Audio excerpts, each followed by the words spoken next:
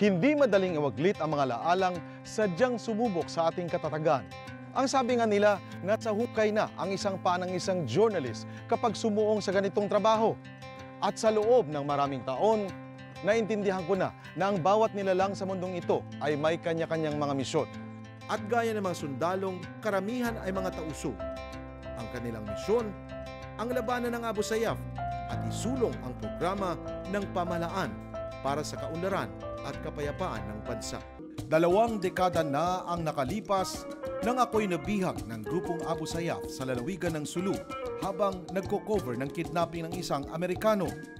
Tandang-tanda ko pa nang inabangan at hinarang ng grupong Abu Sayyaf ang sinakyan namin.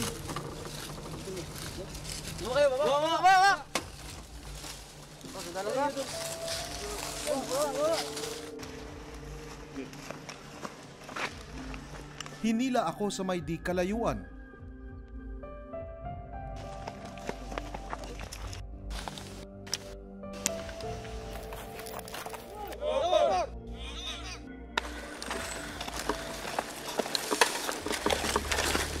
Tinutukan ng baril ang aking ulo habang pikit mata kong hinihintay na lamang na pumutok ang baril na iniumang sa akin.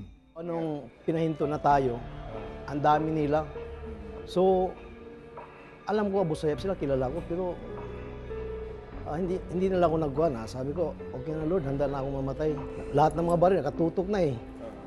So, tapos nung makita kita na pagbalik mo pa, namula yung mata mo, napaluha ka. Isang cameraman ng local TV station sa Zamboanga, si Allen Abastillas ay isa sa naging bihag.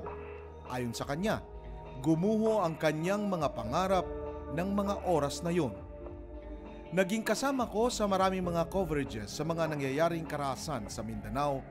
Grabe umano ang kaba niya nang sinimulan akong saktan ng mga Abu Sayyaf. Pinaglakad kami sa loob ng maraming oras at sa isang kubo.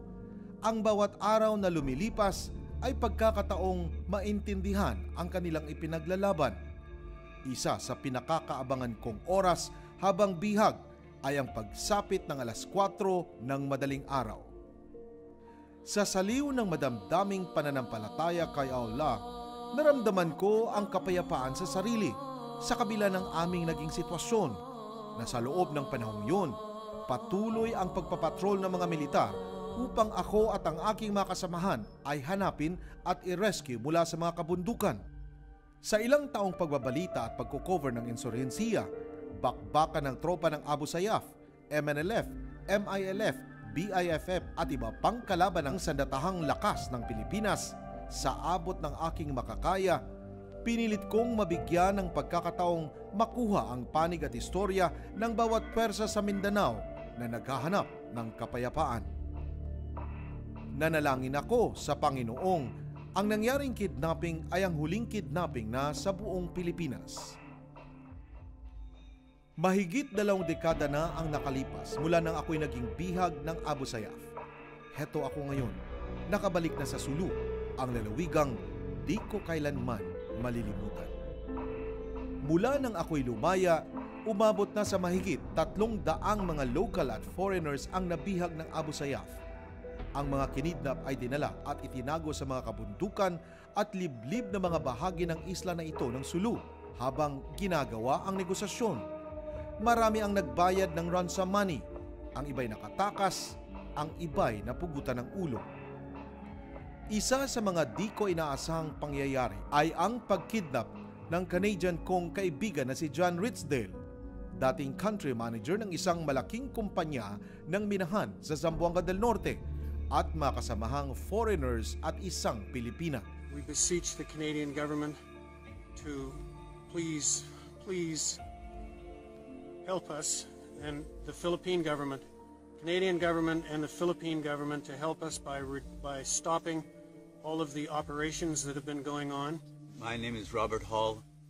To my family and friends, I'm okay, but I'm in grave danger. Sa loob ng maraming buwan, sila'y pinahirapan. Ginamit pa ang mga nirecord ng mga panawagan nila sa gobyerno na itigil ng militar ang pagtugi sa mga Abu Sayyaf. I deliver the message to the Canadian government and to the Philippine government. We want your cooperation with us.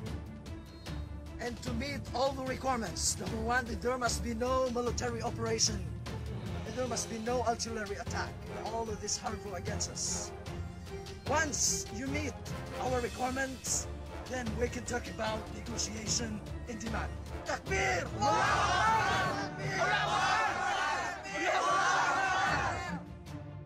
Sa huli, walang awang pinugutan ng ulo si Ridsdale at isa niyang kasama ng bandidong Abu Sayyaf. Si Ridsdale at ang iba pang mga biktimang napugutan ng ulo, karamihan ay mga foreigners, ay pinaniniwalaang di nakatugon sa malaking perang hiningi ng mga terorista kapalit ng kanilang kalayaan. Hindi natin mapigilan yung mga respective families nila na to negotiate with the kidnappers.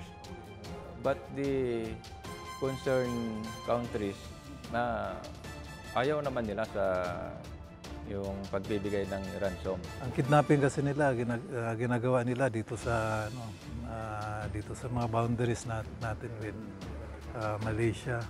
And dinadala nila dito sa Sulu. Tumagal ng maraming mga buwan sa kamay ng Abu Sayyaf ang maraming mga foreigners. Ilan sa kanila'y humantong sa malagim na rescue operations, kagaya ng nangyari sa mag-asawang Burnham na mula sa Sulu, inilipat at dinala ng mga bandido sa Sirawai, Zamboanga del Norte hanggang sa nangyaring pagtukis. Napatay ng AFP ang leader na si Abu Sabaya sa karagatan ng Sibuco, Zamboanga del Norte.